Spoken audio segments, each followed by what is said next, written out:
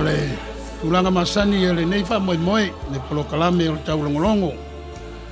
Uli sawi tula pa maea ona si ile faftai, ma le vi inga ile tua ia ona matulea se upa feiloi, se upa tulima wal pa ia ma mamalu. Wa mfai am sota mai malango ina le nei fa moi moi. Wa filfilia le Yohane Momoa mta Momoa vai po fitu. Ama ia se upu fa mafana ma se upu fa lo tele vai mutayala. Amatai le tanto fa moi moi le nei ja wa fiafi. Ile ai tele o lang piche o tu in tuai le fa salonga le si ufonga le tai au fo. Ia ma se fo yo le tumalo tele o LA. Va per fa tawino le vai po fitu. Ai fa ta tu sa vali le mala malama. Va pe ona yai o ia le mala malama. On ta tu ma futa va tasia ilea. O le tasi mo le tasi. O le toto fo yo Yesu Kristo lo nalo. E fa ma mai nai tanto ianga sala o malapa. Fa manuia le tu ala auto fa fonga. Au fa tawina nisi ona fiong paia. Manino lava fa mo mo o le tusia Ioane. Po le epistles. Ile o le evangelia. O lo tamfai lava titai lau kerusiano. Ia Yesu e o ngā tutonu ai le wha moe moe. Ma le wha tua o le au kerusiano. I le ngata i nā vai tau. Ia e o mai lava ia tātou lase nei. O Yesu lava ia. Ia o le nā. Vai mai le tusia Ioane. O ia o le malama lamba. E le ngata i lea. O ia e mawhai ai. O na fisotai ma whai alfani le au wha tua. O lona toto. E ma ngalo ai. Anga sala ai tātou umma. Le wha moe moe le nā. E mafu ai, una tātou maua ni wha manuianga i tusinga. Wa loa ona tutu lima, e le ngatai lea. Ia o le whasenturi wa wha mambawina ai le tātou kānona. Ia o lea ua tātou whaitau, a o ina i tātou wha alo tele. O Yesu lava ia, ia o le o ngā tutonu o le tātou whantuatua. O ia e taulai umai ai lo tātou wha moe moe. Wa o ia lea ua a fio mai ai le tua. Ia whaina whape atu i upo le amtanga. O iwi o o le toto o lo toto. Lea ua baba ai le mātanga o fia o le matautia o le misterio. O whaing pota o whaingra loto o le tua le soifua ma le ola. O lana whauwhanga ia maise le tangata. Na wha moe moe tu lai mai ai ma suru mai ai le malama lama. Le mātanga o fia o lo na alofa le whatua o ia. O le tasi. So sen mai le nganga o le tua. Pa tātou amata o na tātou whasoa i le nei tangwa fiafi ala i le nei wha moe moe ma le nei poro kalam. Ia ala tātou wifo ma titalo. Se o tātou titalo. Mawalunga le vi inga o lau fio i le nei tangwa fiafi. I le nei tua le lau langi ua i ai le ofisa tu tonu ma tau te whasalalau me fiso tai ai. I le tu mo le tu. Le mea o lo papa ao. Ia matala whaauto ai, pa ia ma le malu o tangata Samoa. Whainga ia le ie, sa mātou le itea, au le alava o mai wha manuianga. Whainga wha nei ona po le teknolosi. Ua e whetalai mai e pēa ia te i mātou. Maria e la mātou whalongo, le pese na amata tuai. O si atu le viinga e le ngatai lea, ala wa whiang pa ia. Whamanatu mai a te mātou le mea o ngā tutonu ai lo mātou wala tawivi, le ola whinau i nā le whātua tua. Whaftai le awanoa, o e au maia, o i mātou te mōri mawina i ma le mautinoa, le o le alawa sa e tau au ina so i fuma le ola o lau whanau. E wi lawa ina mātou whengai, wa tūlanga whaingitā, e pei o nei eile e nei whamai. Ai mātou te le loto vai vai, mātou tawivi pēa i le whamoe moe ma le whātua tua. E sautai au, o na manino lea o lo whaari mai. Na ia tafi e sea ai, lo mātou o la popole, o na tūlanga o le whaamai. Nga rue pēra o fia, ma fau. Poto mara ta mai i saianisi. Ina ia wawe taunuu, i se taunu unga lele i e vi ai lava la o fio.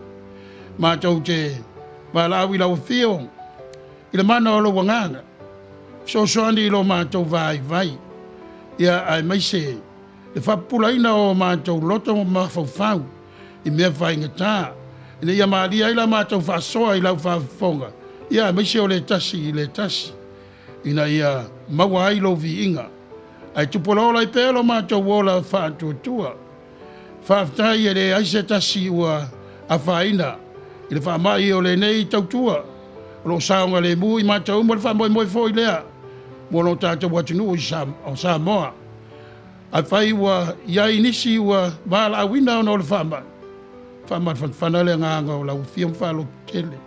Ua o whaingi tātou langa ua mātou iai. Pui mo leo leo. Iai mātou uma.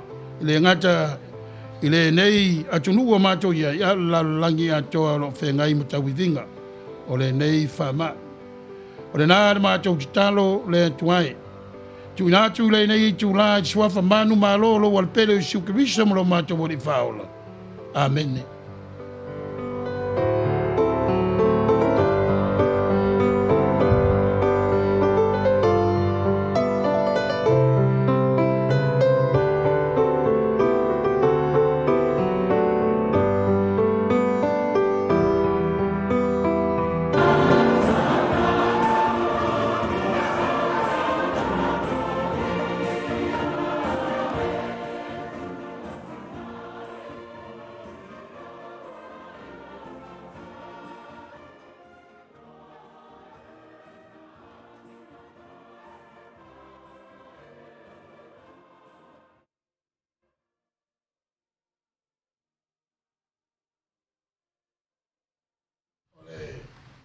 Watu stata upu whawhailoa e le sunga i le whatonu. Walola fo taiwi o tātou le mafuta o na tūlanga lava o mai o le tino. Ai vi iam whawhtaia le tua ia o mai masani.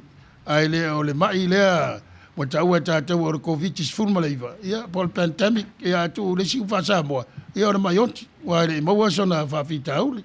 A main sona tali. Ele nei whawhita uli wa whengai mai tātou le nei vai tau.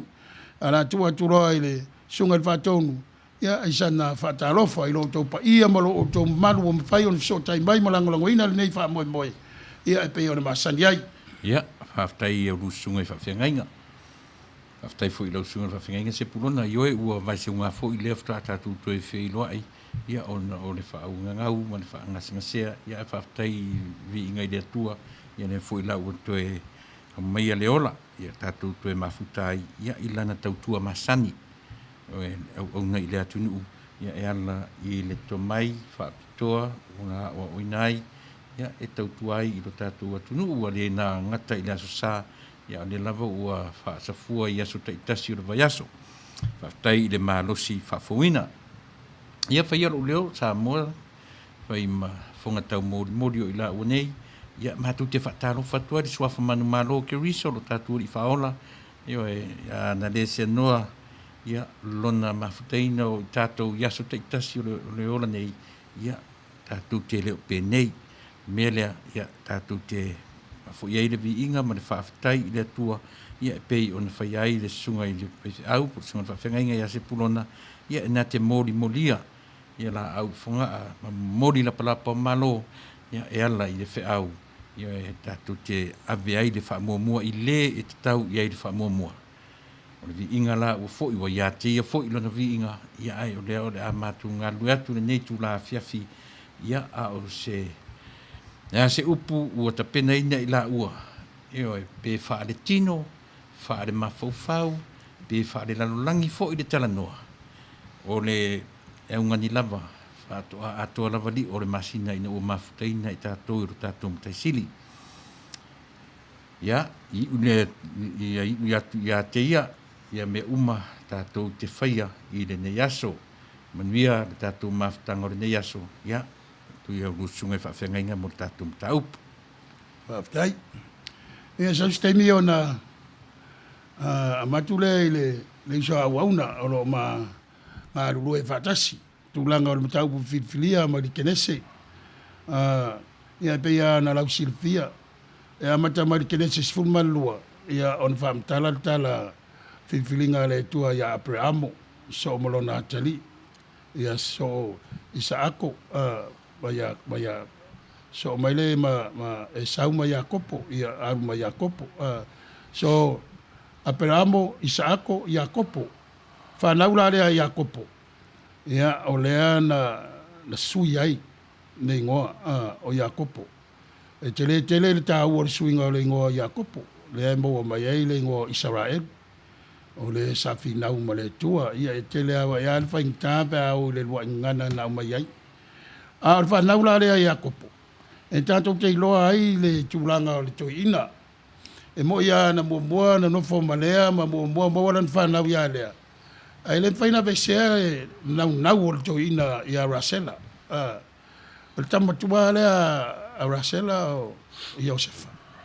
Wha me melo i el toi ina. Ia lea nofo stama o le penda o le umutua ai alu alma whau le toi ina ia Iosefa. E le ngatai lea. O tūranga na o ia i mtau po tōrisi fun marfitu. Me o ina a mata mai au manino tala ia Iosefa. E o ngā tonu ai miti a Iosefa. O ngā tonu ai le ofu tala loa anta pena e lon tama. Al mea lea na laina itania. Mea lea na mawhawhawai tama.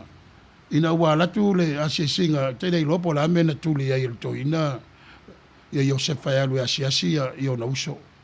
I le vao mea o leo mamoia. Ia te lea tala. O i. Ia o i la lea na whai eil tonu e o na uso. Whapea o la whasioti. Ia mailo na ufutana loa.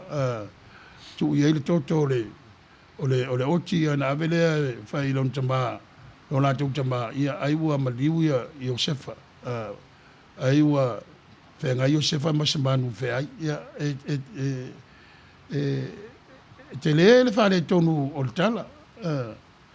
Ia ona whaatau lea o Iosefa. Whaatau ia Isamaeli. Ia nā tātou iloa tangata Isamaeli. O tangata tupu mai a Isamaeli. La tali imatua o le tō ino Aperamu. Whaatau e Isamaeli a Mitiana. Whaatau e Mitiana ia Potifara. O ia whainga uma. E whaulinga mai tātou silingia pe whawhena tua le tua nei whainga le leima le whainga le manuia. E tupu. A o ilan tāpus funman lima. Lea la e manino ai. Le lo tutele o Iosefa e fina wai tu langa whaingta na whengai mi lo na ulanga antoa. O le taunu unga. Lea wa mai Iosefa. O lea tua lava. O le fina ngalo o le tua. Ele o na uso.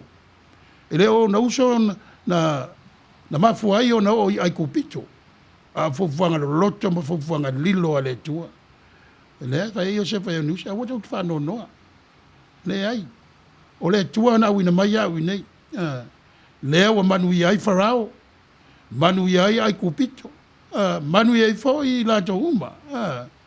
Lea e tau no i le ola whamangalo. O le mepi sinan whaingta.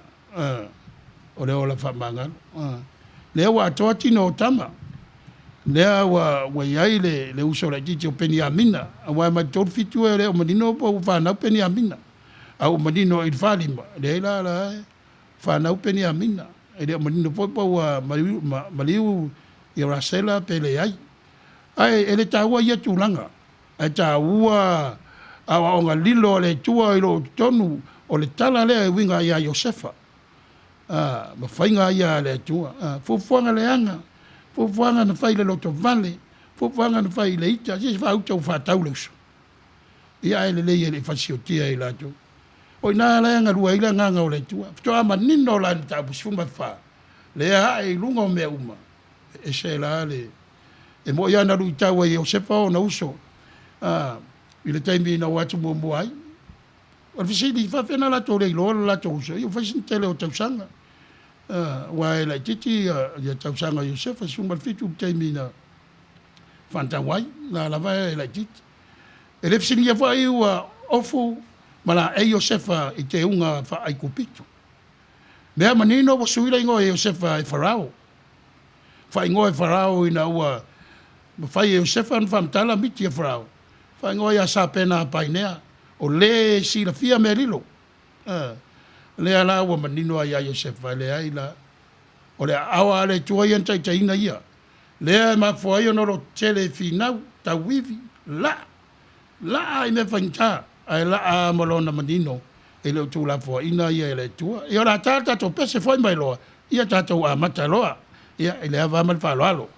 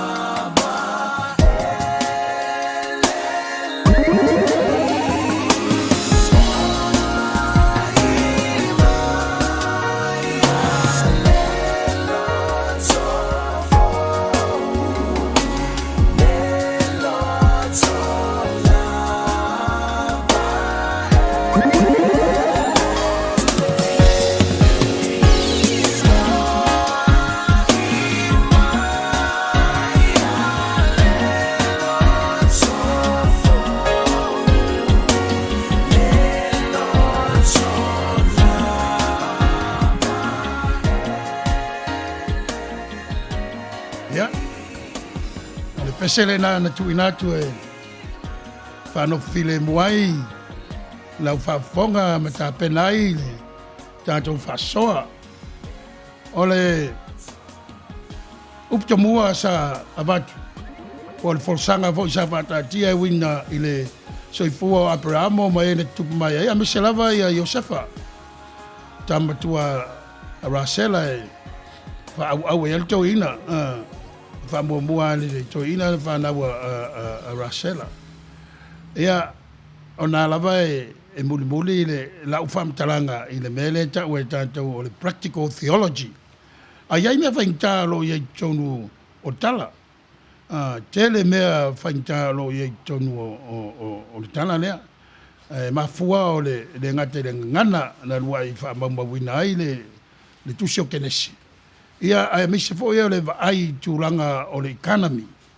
Ma tūlanga o le o pulenga fa empire o langa o mawalunga o le tūlanga le na Iosefa fa mai farao na alona no fo ali ia le o ia le lana pule ai o le mama o le sio o le mei lo ai le power o farao le wa ya Iosefa le ngatenga o le asoa ia me se o kaviota fa mari wa il tupule o uma Iosefa ia mawalalo ale le amatanga o tala o le o fa ina ala tu watu le sunga le fa penga ya Thompson ia wala nga ia ai fa mtab Sicily me se tu langa wa onga o lo fe nga ia pea ma o lo tawivi ia pea isa na ai i tu langa o tala nei po ha me o lo ta oto i tu o tala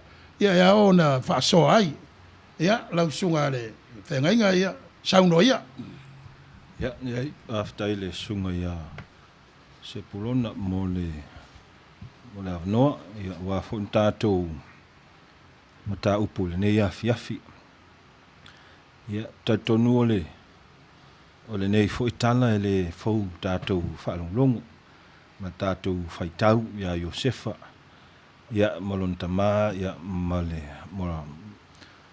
auso ma na uso ia o Iosefa sa la tu fataua Iosefa i lau sa nei ua na polonga ai ma na ngona e Iosefa ia puapuanga loto o le tala nei e le io o atu ia e peona teleana fa mafata tol tala ia Mose ai e mea na tula i mai ai le io o atu le vaitau Mose ia o le taua le o le tala nei ia Iosefa mala uso ona uso ai e peole o le manatu masani ale masani ona va ai e matatu vaitau ai fo neta o le pule ao o le pule ao le atua o le atua wa mafu ai ona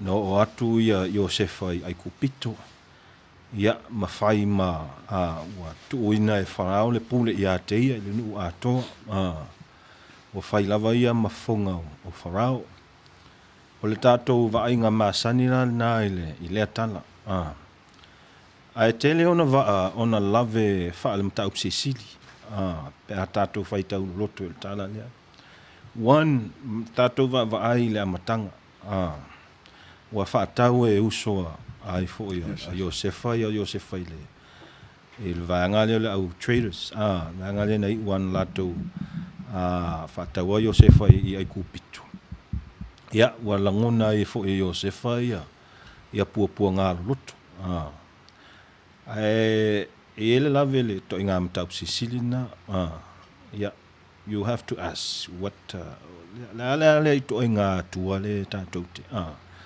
pe a fai o ina yo le atua o le o e mafua mai ai a puapuaga o le tagata number 1 na o le sime una ele o fai atu la sau manatu o le manatu ina ia mafaufau loloto ia le faala latou ma tatou uma lava Il mena wa le peo le nga le mta usisidi. You have to put God in the situation. Ai wa fa ngofian tatu tu umai le tua. O la la tatu me fa pe tu umai wa le ai la se tatu responsibility. Il me se ma le me sa. Ya fa pena na ai foi luma foi tua le tu nga manatu le. O le memo molina memo mona e tau. Mfai on tato question le tau sisidi. I le pule sisidi ese mo le pule awa o le tua wa mafua yona o atuma. Ma mau e Josefa le. Ya le status. Le pule u fai ma fonga a fara. O le isi ma tau sisidi e tauna tato va ai. O le le political side o le issue le nei. E mawhai ona tātou tau mawhai e compare mai le vai taula nei mantua tātou o tala le ia Joseph ia o Joseph o Israel ia o tangata Israel na vai tau o la tau ia sa a tātou whai tau tala le o la tau ia ta o tangata es o mo foreigner a o fea o ia il manuia le ia ai kupitu e peo la toule le epicenter o ngā le sau e mea le trade whātau o loa mai ta on mafu anga fo ile wala i ona whātau atu ia Josefa i ai kupito ono la le mea le trade la tau mai lenu uma lenu ia peo ia ai kupito e mita i mawhai ai mā keki avel tamau a inga whapena na whawawela i on malanga pe whapena le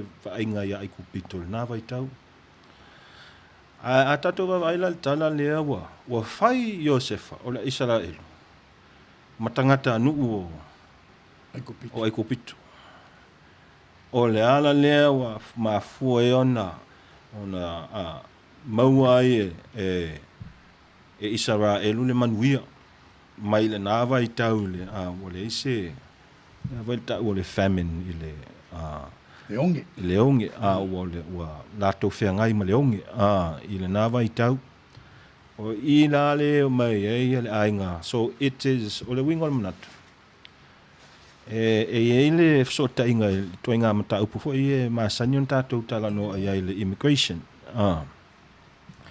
e pe yo i wa suia i Josefa ia tu la fono ai kupito ina ia protecta i Josefa lon ainga ia o mai tonu i ai kupito so ia mata yon suia Josefa tu la fono ai kupito ina ia manui lon ainga le sile me tauna tatou ai a faila o tatou faila tana le o le sili ese ma le pule awa o le atua o le plana o le atua mai amtanga then it down tato va ai le decision leo Josefa na ia faia na fa vai le lo fa le swing ol tu la fono ele tala fea ngai le tu la fono ma le context e mea sa ola ma fea ngai e tangata Israel ma tangata umala na vai tau ia lon tolu le ia na sa ta ua tu ia le ia Mose wa ole amtanga la voltala ya Mose ta umai ai wa tu la i mai le farao fo e tu sa mal ton sa la fa sa la tau sanga wa vai ai tu la i mai le farao fo ina ia malam lama fo tatu o tangata le o Josefa ol matwa ia ta mai o le tangata he was a good manager ele lele manager tangata o me to tino umo ai ko pito ya male manage for o Josefa tangata ai manatua the slave becomes the slave master e fai mangalo ya tatou why because it tasia le tu le focus ai tatou itala ia we never look at the contradiction o mele o le slave o ia sa fai makavingi sa fai makangaka pua nga soli vai au ai kupito le la wo o lungo tu langa mawulunga and what does he do to e faia e Josefa ya mea umaya isi tangata ele ngata la ya wo faia i tangata ai kupito o tula fono uma ia o tau faitau pea ile il tala le o tau mai le whaalima le mai le whai upo mua le sifuru ma le lima. But if you go further, e faitau, o tula fono uma change your sefa regulations, ile mea tau le slavery, ma le labor for food, ma le rationing, mea lana tau le rationing, o le taimi nā ele le whaatuanga tangata, o le drought o le onge, so, na o tau masani, o le lei o le managing o Iosefa mea, ona o mō miti fo ia na ia whaamatala ia Farao. Na ino al tamalua, o le sile awala e mawhai ona tia e mamau ai tupe o aiko pito, awa ele o al taimi o le mawhai ona whai ni whaatuanga o tangata, ai mawhai ona whaatau atu ia mo mea ai ia i lātou, ia o leisi tangata e sau le tangata ai tupito, ai kupito e sau malpovi, ai watu ele,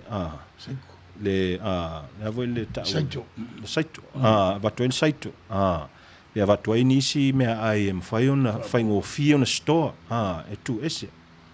So, o inana matai, eventually e tātou te o ele teimi a mose. E te leo na tātou, te tātou tala whai a ai kupito ma le au Farao. Al tātou tama lea na mafua mai ai le system lea wa. To e safa ia ai kupito o lea la. Na o aiku ia Iosefa i tonu ai kupito. Aina to he was in a position e mawhai na whai seisi swinga. Wana ia i lungo le me tau ai le pule. O ia lava le leo Farao. Ai le almea Iosefa nfai. Na whauaua Iosefa le same fo e tula fono ma strategy alea. Nei ua ona tele tonu se lau wha se lau tausanga toe tu lai mai le isi Farao. Na anga le lei uma isi Farao ia Israel. Aina toe la vea la toe le Farao fau lea. Toe alu ai tua le Farao fau. Ia, o tula fono uma ian whai Iosefa na toe a whaina i fo i lato. So, ile mta upsi sini ai il talani. E ona tātou mawhau loto. I mea tātou te whai, o le atua. Because say ye taimi, yeah, well, maybe it's not God. Maybe o le decision or the process ai o le tala. But we can find le atua inside of the story. Inside in different bits and pieces. I tonu lava tala ia latu. Whaen tātou mawa ia le atua. Malo waftai. Tu sai vo io sau noanga ma le whaamala malamaina. Ia warisi la le me ta wail tātou fesili. I mua meo tu stala. Mataulia mose mudi mai o tala le mo mai. E whaamama wina o tala. A wai whauringa mai. So ta inga o miti ia na whai Iosefa ia na uso na mafuani. Na whai ai kupito.